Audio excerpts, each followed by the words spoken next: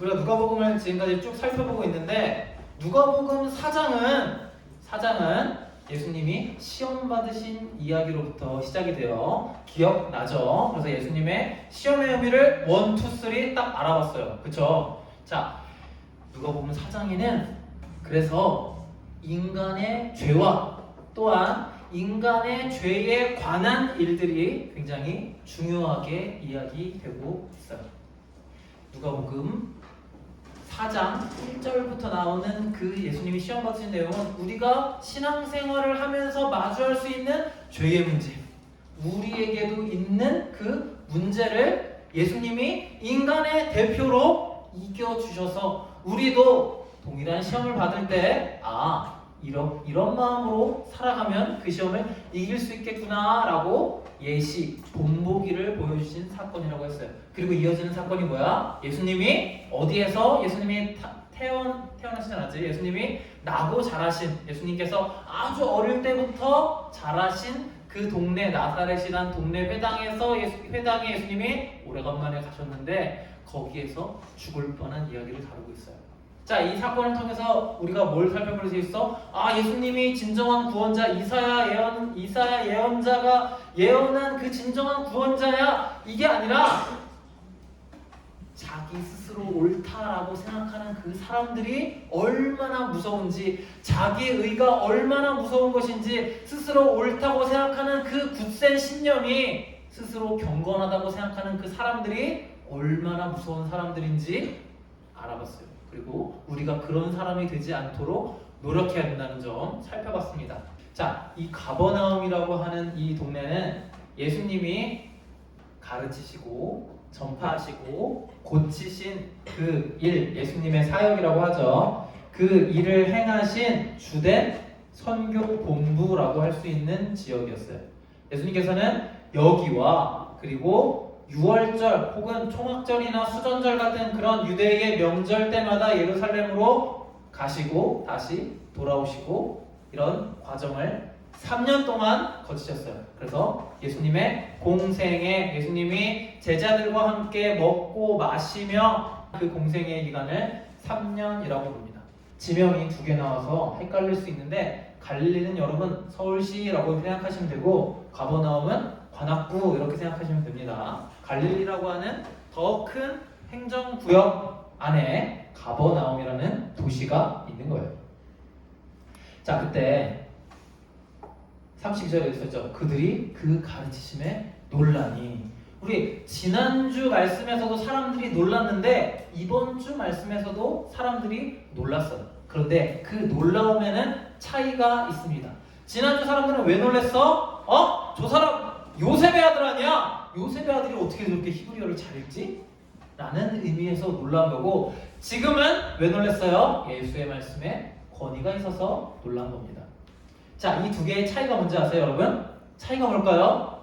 예수님은 똑같이 하나님의 아들이에요. 나사렛에서는 요셉의 아들이었다가 이 가버나움에서는 하나님의 아들이 된 것도 아니고 원래부터 예수님은 하나님의 아들이었어요. 그런데 왜 나사렛이라고 하는 동네 그 회당에서 말씀하실 때는 저 사람 요셉의 아들 아니야? 라는 의미에서 놀랐고 여기에선 권위가 있어서 놀랐다고 할까요? 여러분, 권위라는 게 어떻게 주어집니까? 권위가 어디에서 생겨요?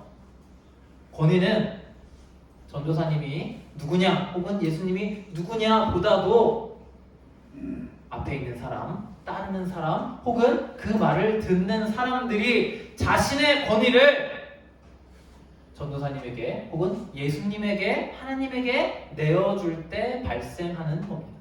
결국 여기 가버나움에서 말씀하시는 예수님의 그 이야기 속에서 나타내고 싶은 것은 예수님이 어떤 큰 권위가 있다, 하나님의 아들이 분명하다 이 소리가 아니라 가버나움 사람들은 자신의 권리를, 자신의 권위를 예수님한테 기꺼이 내어드리는 사람이었다라는 의미예요. 여러분들도 그러겠죠. 여러분들도 기꺼이 저한테 그 권위를 내어주시고 있는 거예요. 여러분 지금 이 시간에 잠을 자면 얼마나 꿀잠을 자겠어. 근데 여러분 그걸 다 포기하고 여기 왔잖아요. 그게 여러분들이 저한테 그리고 이 예배에 하나님께 그 권위를 내어드린 결과라는 것입니다. 하나님이기 때문에, 하나님의 아들이기 때문에, 예수님이기 때문에 사람들이 순종하지 않아요. 내가 내 권위를 쓰는 것보다 더 귀한 가치가 있다라고 예수님의 가치를 인정한 사람들만이 자기 권위를 예수님 앞에 내려놓을 수 있는 겁니다. 그런 사람들이 가버나움에 있던 사람들이에요. 무슨 말씀을 전했을까요? 무슨 말씀을 전했길래 와, 저 말씀에 권위가 있다 이렇게 이야기하셨을까요? 무슨 말씀인지 우리는 알겠죠. 복음을 전했겠죠.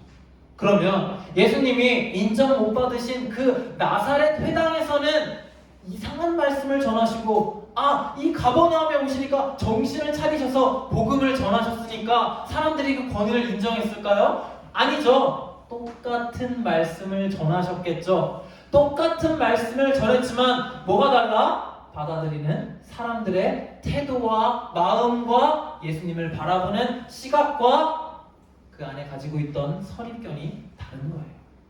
그렇기 때문에 어떤 사람들은 그 말을 듣고 살인을 저지르려고 했고, 어떤 사람들은 그 말씀에 권위가 있다라고 인정할 수 있었다는 겁니다.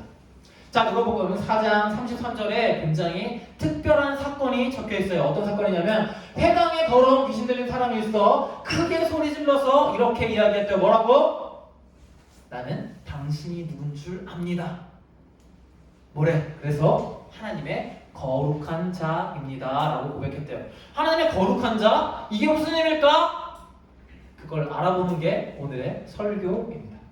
자, 거룩에 대해서 이야기할 거예요. 자, 여러분, 거룩이라고 하는 이 단어는 순우리말입니다. 어원이 어디서부터 시작됐는지 조금 애매해.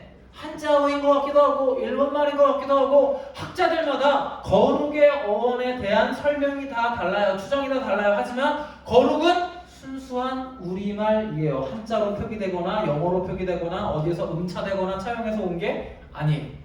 자, 그래서 이 거룩 듣기만 하면 어디서 왔는지 모르니까 뜻이 불분명해 보여. 그래서 이 거룩 사전에 뭐라고 써있냐면요, 거룩하다, 뜻이 매우 높고 위대하다, 유효로 귀하다, 귀중하다, 성스럽다, 이런 단어를 거룩이라고 합니다. 이게 한국 사람들이 이해하는 거룩이에요.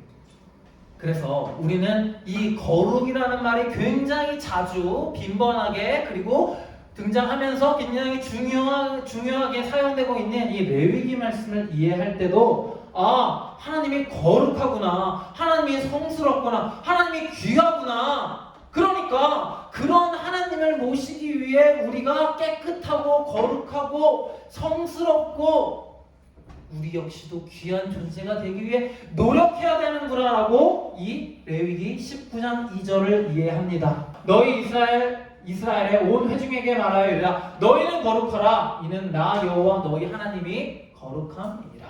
그러니까 우리는 이 하나님이 우리의 하나님이야? 그럼 우리도 하나님만큼이나 거룩한 존재가 되어야겠네. 매일매일 거룩을 연습하고 경건을 시도해서 우리도 하나님이 요구하시는 그 거룩과 경건을 이룩해야지 라고 생각한단 말이에요. 그런데 이게 과연 정말 하나님이 거룩하신 의미, 하나님이 우리에게 거룩하라 라고 말씀하신 그 의미일지 우리는 복음의 관점에서 조금 생각해 볼 필요가 있다는 겁니다. 자, 하나님은 왜 거룩할까? 라고 했을 때 이 거룩이라는 단어, 우리말이니까 히브리어 성경이든 헬라어 성경이든 원래 써있는 그 단어가 있을 거 아니에요. 그 단어와 거룩하다라고 하는 우리가 알고 있는 그 단어의 차이가 좀 있어요.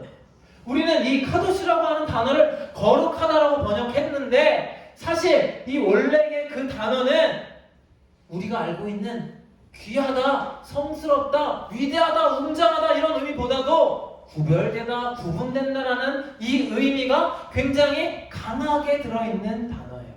물론 우리가 쓰고 있는 그 거룩하다의 귀하다도 여러분, 귀한 건 귀하지 않은 것과 분명히 구분되잖아요. 웅장한 건 웅장하지 못한 것들과 분명히 구분되잖아요. 구분되다라는 뜻이 분명히 내포되어 있어. 하지만 더 강하게 딱 와닿게 거룩하다는 구분되다야 비슷한 말이야, 유의어야 라고 이야기하지 않잖아요. 원래 이 거룩한, 우리말로 번역된 이 거룩하다라고 하는 그 단어는 어떤 뜻이 강하다? 구별된다 라는 뜻이 강하다는 거예요. 그러면 하나님은 무엇과 구분되어 있을까요? 하나님이 그래도 명색이 신인데 다른 신들과 구별되어야 하지 않겠어요? 그래서 다른 신과 다른 하나님만의 특징이 있는데 그건 하나님께서는 자기 신상을 절대 결단코 만들지 말라고 하신 분이라는 거예요. 신상 왜 만들어? 사람들이 거대한 신상을 보고, 만들기도 힘든 그거 옛날이니까 그 신상을 보고 와 이게 하나님이구나 라고 착각할 수 있으니까. 두 번째, 하나님이 다른 신들과 다른 게 뭔지 아세요? 다른 신들은 인간이 신에게 가서 제가 이거 잘했고요, 이거 잘했고요, 저거 잘했어요, 저 칭찬해 주세요 라고 하면 하나님이 인간이 하는 그 행동을 보시고 그래 네가 칭찬받을 만한 일을 했구나 상을 주는, 그게 다른 신들의 개념이에요. 지금 우리가 알고 있는 모든 신들이 그런 개념을 가지고 있어요. 그런데 하나님은 뭐가 달라요? 우리 아까 찬양했던 것처럼 누가 일을 해? 하나님이 일을 해요. 여호와의 열심히 구원을 이루는 거야. 하나님이 일을 하셔서 하나님이 내가 너희의 하나님이라고 인간에게 인정받기를 원하는 종교가 기독교라는 거예요. 이게 하나님이 다른 신들과 구별되는 뜻이라는 거예요. 그리고 이게 구약에 우리 아까 살펴본 그 레위기 본문에 녹아있는 단어라는 겁니다. 하나님의 거룩과 인간의 거룩은 매우 구분이 됩니다. 여러분, 이 사진에 나와 있는 이 장면은 한때 살아계셨다고 알려진 어떤 하나님의 장례식 장면입니다. 이단 교주의 장례식이에요. 절대 안 죽을 것처럼 굴더니 결국 이렇게 됐어요. 자, 그런 사람의 장례식을 준비하니까 어떻게 해야 돼요? 수많은 사람들이 모여서 마치 옛날에 왕이 죽은 것처럼 다들 흰 옷을 입고 엄청 큰 저 포스터를 앞에다가 세워놓고 장례를 이렇게 치르는 거야. 이걸 사람들은 거룩하다, 존귀하다 생각합니다. 이게 바로 사람의 거룩의 개념인 거예요. 그런데 하나님이 거룩하다라고 말씀하신 그 의미는 달라요. 어떻게 다를까? 예수님은 이렇게 이야기하셨습니다. 마가복음 10장 45절에서 여기서 인자는 예수님을 의미하죠. 인자가 온 것은 섬김을 받으려 함이 아니라 도리어 섬기려 하고 자기 목숨을 많은 사람의 대속물로 주려 함이니라. 이게 바로 예수님의 사명이고 예수님이 이 땅에 오신 의미이고, 예수님이 곧 하나님이 다른 신들과 구별되는 그 거룩함이에요. 차이가 뭔가요? 섬김을 받으려 온 것이 아니라 섬기러 온 것이 구별된다는 겁니다. 우리는 하나님의 거룩하면 하나님의 높은 보좌에 앉아서 이 미미한 인간들을 굽어 살펴보시는 그런 장면을 떠올릴 수 있는데, 그게 아니라 오히려 이 땅 가운데 그 높으신 분이 내려와서 인간을 섬겨주시는 그 모습이 하나님의 거룩이라는 거예요.